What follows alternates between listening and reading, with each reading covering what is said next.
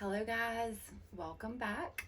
We are going to be doing a review of week 13 for Classical Conversations, or CC, and for our Essentials program.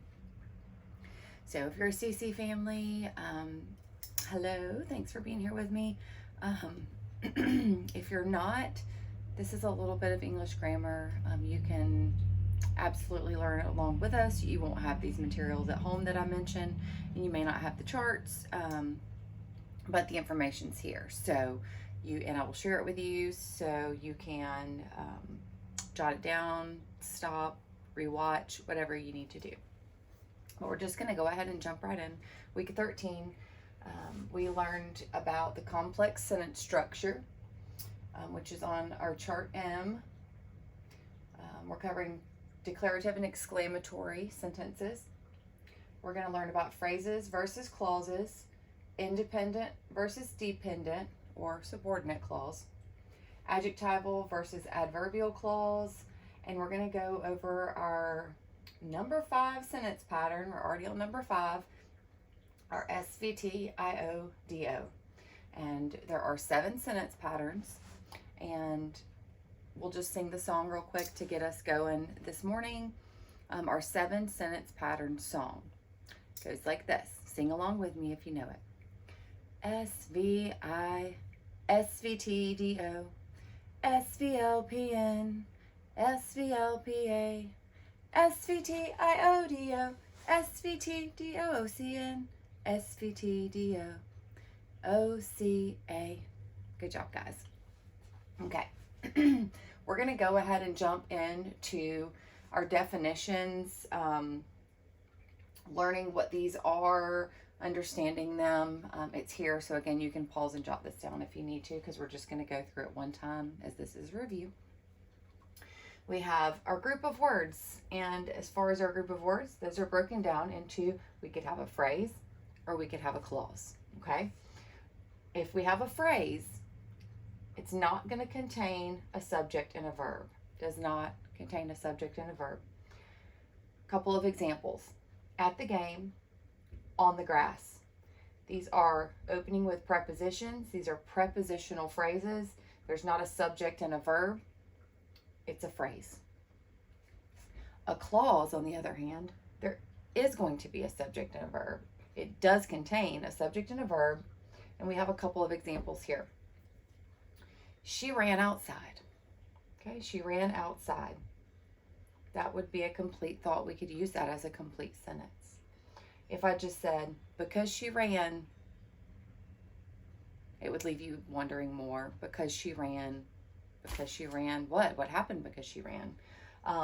So these are both clauses. They both contain a subject and a verb, but one is a complete thought and one is an incomplete thought. Can't stand alone. And that's going to bring us to our next groups of words. We could have a dependent or a subordinate clause, or we could have an independent clause. Excuse me. An independent clause is going to express a complete thought. It expresses a complete thought. It's independent. It can stand alone. Okay? If we have a dependent or a subordinate clause, it does not express a complete thought, and it cannot stand alone.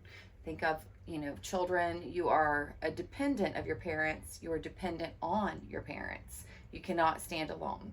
And in the same way, a dependent or a subordinate clause cannot stand alone. It needs something else.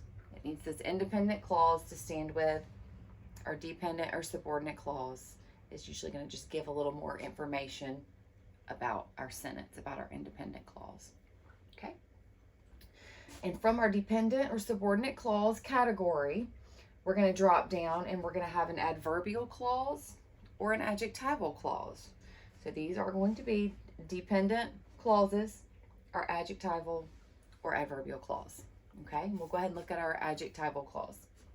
If you have an adjectival clause, it's going to act like what? What word do you see here? Like an adjective. It's going to modify a noun or pronoun. It's going to answer questions on our chart J. it's usually going to be introduced by a relative pronoun. A relative pronoun is going to be one of our who which clause words. We know what a who which clause is from our IEW writing program. There is a song to help us remember our relative pronouns, and it's going to help us recognize, just another way to help us recognize if we can visualize and remember or know our relative pronouns. So we'll go ahead and sing our relative pronoun song also. And it is to the tune of We Are Family. Relative pronouns like relatives, family, okay? Relative pronouns, that, who, whom, who's which. Relative pronouns, whoever, whomever, what, whatever. Okay, relative pronouns. If we can remember those, it's going to help us identify our adjectival clauses and know what words to use for our who which clause. And then our other type of dependent or subordinate clause we're going to look at is our adverbial clause. Guess what this might act like? This clause is going to act like an adverb. So it's going to modify a verb, an adjective, or another adverb. It is going to answer questions on our chart I and is going to be connected in our sentence by a subordinating conjunction, which happens to also be one of our www.asia.wub words. Subordinating conjunctions has a song as well to help us know and remember those www.asia.wub words. And we'll go ahead and sing that. Sing it along with me if you know it. But it'll help us remember. So let's do that one. It's to the tune of Mary Had a Little Lamb. Okay? Goes like this. It's kind of weird starting. Subordinating conjunctions, www.asia.wub, when, while, whereas, since, if, although, whereas, unless, because. See? It will help you remember your subordinating conjunctions. So you can identify another way more easily your adverbial clause. Okay, those are our definitions. Pause this, jot them down, come back and watch it again, whatever you need to do. Now we're going to look at our sentences, our sentence structure. We're going to run through a couple sentences, maybe a few.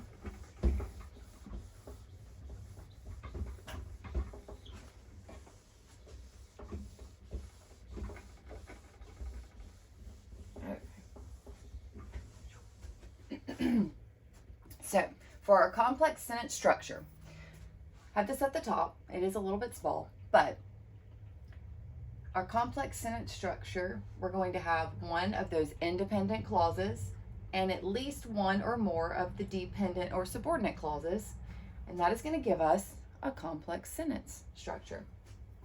Okay, we are going to go through a few sentences. Or a couple. The first sentence is going to be, Tristan gave me a flower because he is kind. Let me erase this too. So you can write this sentence down at home and try and work it out with me, or you can just follow along, whatever works better for you, whatever practice you need. Tristan gave me a flower because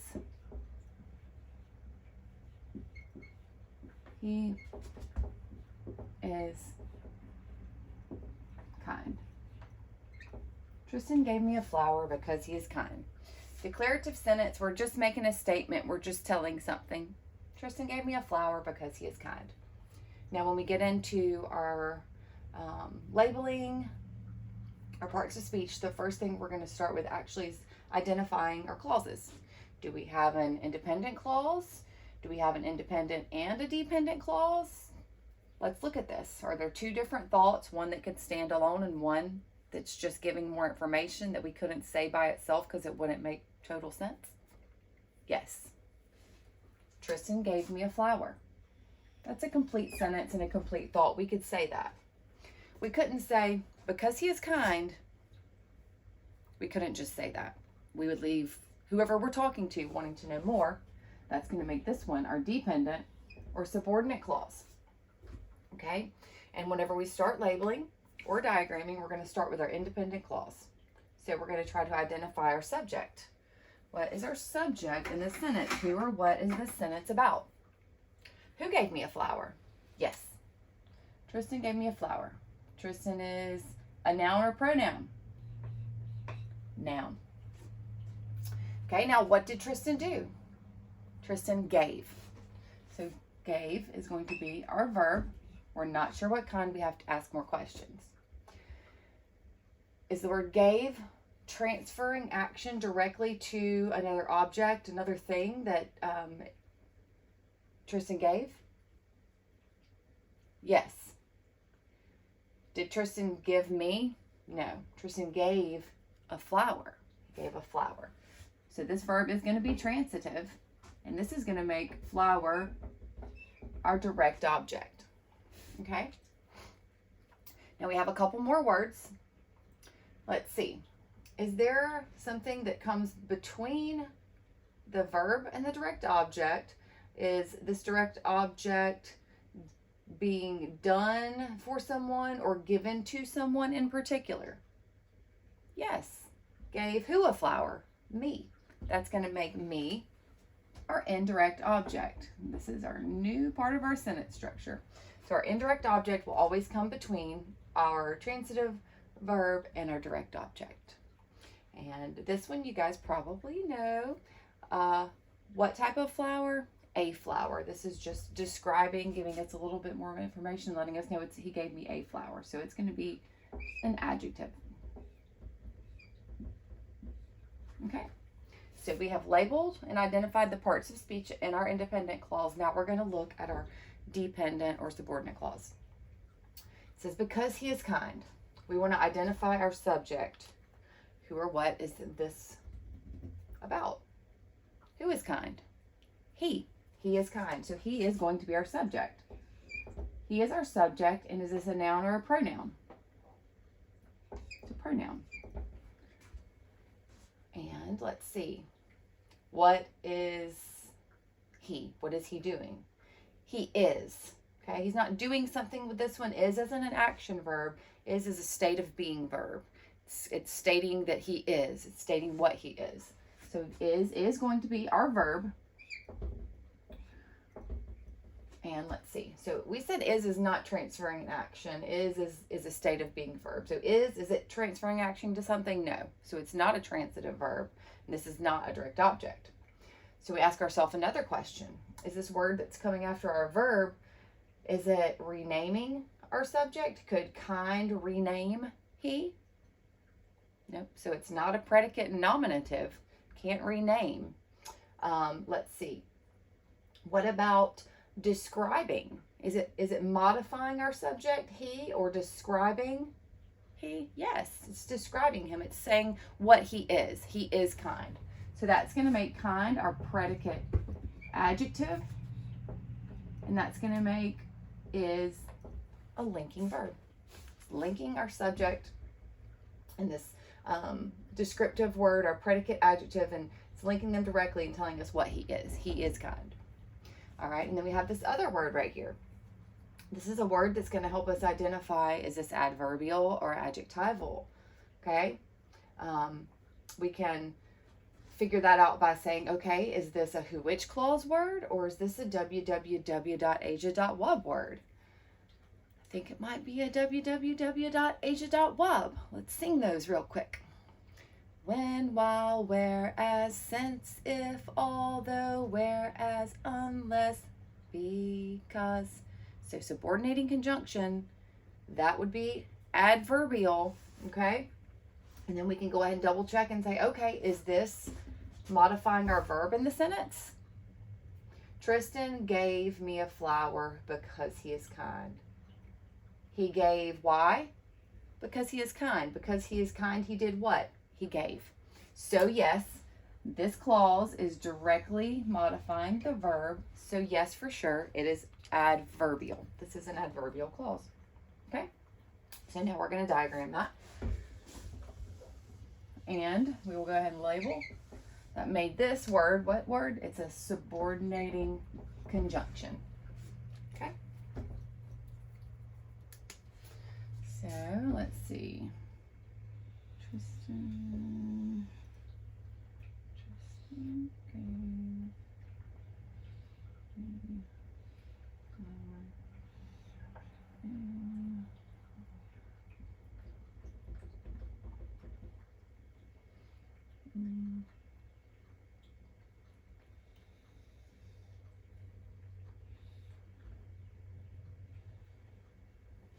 Okay. This is what our diagram is going to look like for the sentence. We're going to start with our independent clause, okay? So we're always going to start with our independent clause. Our subject goes where? Yes, our subject is going to go right here in our first section. Tristan. Tristan is our subject. What did Tristan do? What goes in our verb space? He gave. What did he give? Where does our direct object go? Our direct object is going to go here. He gave a flower. And what's our new word that goes in between our transitive verb and our direct object? He gave who a flower? He gave me. What kind of flower? A flower. Okay. So we have diagrammed our independent clause. Now we're going to look at our dependent or subordinate clause. We had, what did we say? A subordinating conjunction, a connector. It connects our two clauses. It goes here. It's our connector word, connecting our independent and dependent clause. So now we're going to go ahead. This is a sentence pattern. Even though this isn't a complete thought or complete sentence, our dependent or subordinate clauses will still have their own sentence patterns. We have a subject. Our subject goes, yes, in the first section, he. Our verb is in our next space, and they're connecting because this is adverbial. That's why our diagram is set up connecting our verbs, because it's adverbial and it's modifying the verb directly. And then we have our predicate adjective, kind. And we have our little slanted line that's shooting right back towards our subject, because this is a linking verb and this is a predicate adjective, and it's modifying and describing our subject directly. And that's it, guys. You did awesome. Keep up the good work. I'm so proud of you. We're going to go ahead and look at our next sentence. Again, you can always come back and pause. You can always come back and rewatch. Whatever you need to do to get these concepts. Our next sentence that we're going to look at. Okay, coach who loves basketball gave me a trophy. Coach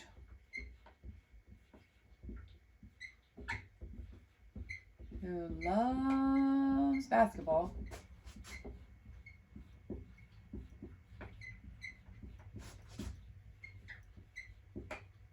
gave me a trophy. Okay, so this is our next sentence. This one could look a little trickier, because in the last sentence, our independent and dependent clauses were equally broken. They were split equally. And with this one, coach who loves basketball gave me a trophy. It is not evenly broke. We have an independent clause that is split in the middle by our dependent or subordinate clause. We can say, coach gave me a trophy. We can say that. That is our independent clause that can stand alone. But we can't say, who loves basketball in this form. This is just coach who loves basketball gave me a trophy. Who loves basketball? Coach who loves basketball. It's giving us more information. So this is going to make this our dependent or subordinate clause. If this wasn't in the middle of a sentence, if this was a sentence by itself that said, who loves basketball? With a question mark, yes, that could have been a sentence. But the way that this is structured and what it is, it makes it an independent or subordinate clause that can't stand by itself. Okay, just to clarify that. Okay, so we've identified we have an independent clause. It's split right in the middle by our dependent or subordinate clause that's giving us a little bit more information. We will go ahead and diagram our independent clause, or sorry, label our independent clause. We need to identify who or what it's about. Who gave me a trophy? Yes, Coach gave me a trophy. Use our blue one. Okay. Coach is our subject. And noun or pronoun? Yes, it's going to be a noun. So we're going to come over here. What did Coach do? Coach gave. So gave is going to be our verb. Again, let's see. We're not positive what kind of verb, so we're going to put our little space there and ask some more questions. Was the word gave directly transferred to something else? Was there something specific or directly that was given? Gave trophy. Not gave me, he gave a trophy. Transitive, direct object. Coach gave trophy. Okay. Was there someone who is receiving the direct object? Was this trophy given to someone particular? Yes, to me, which makes me again our indirect object in between our transitive verb and our direct object. And A is going to be what? What is A telling us? A is telling us which trophy, what type of trophy? A trophy. So it's going to be an adjective. Now we're going to come over here and we're going to look at our independent or our dependent or subordinate clause. We're going to say, let's see, what is this modifying? Who loves basketball? Is this modifying a verb in our sentence? Or is it modifying a noun or a pronoun? Who loves basketball? Coach. So this dependent or subordinate clause is actually modifying our noun, our subject noun in our sentence. So it's going to be a little bit different than our other one. Okay. So who loves basketball? Coach loves basketball. Okay. So our subject is actually going to be who? Who loves basketball? Who loves basketball? Subject. And it's going to be a noun or a pronoun. Correct. This one is going to be a pronoun. Do we remember what kind of pronoun? A relative pronoun. One of our who, which clause words. Adjectival. So we have the adjectival clause. Modifying the noun as a who, which clause word. That's going to be our subject. What does who do? Who loves. Who loves. So loves is going to be our verb. Is loves being transferred directly to something? Is there something that who loves specifically? Yes. Who loves what? Basketball. So basketball is going to be our direct object, which makes this our transitive verb. Okay. Super great. You're doing awesome. We're going to go ahead and jump into diagramming this sentence. So I'm going to set up our diagram for us. Okay.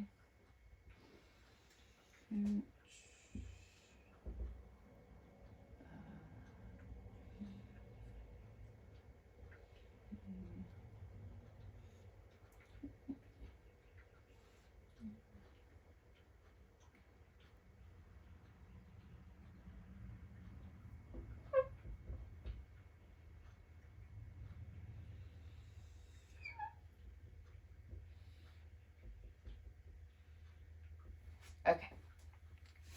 This is what our diagram is going to look like for this sentence. Again, we're going to start with our independent clause. Our subject is going to go where, yes, subject was coach. And what was coach doing? What did he do? He gave. So our verb space, it's our verb, gave. Okay, what did he give? Where does our direct object go? He gave trophy. Whom did he give this trophy to? What is our indirect object in between? Me. And what kind of trophy? Which trophy? A trophy.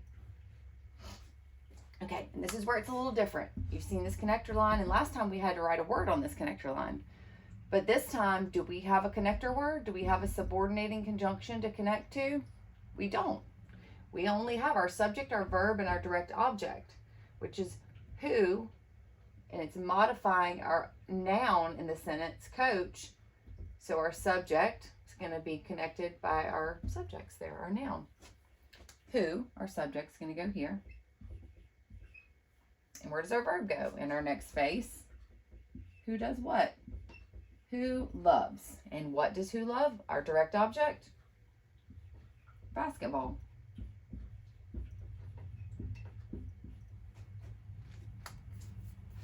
That is it, guys. You have done awesome. We've worked on complex sentence structure, our new sentence pattern, our phrases versus clauses, our independent and subordinate clauses, and adjectival and adverbial clauses. Thank you guys so much for being with me. If you have any questions, comments, critiques, anything, if you just want to say hi, you can leave me a comment. And I will see you next time. Have a great one. Thanks.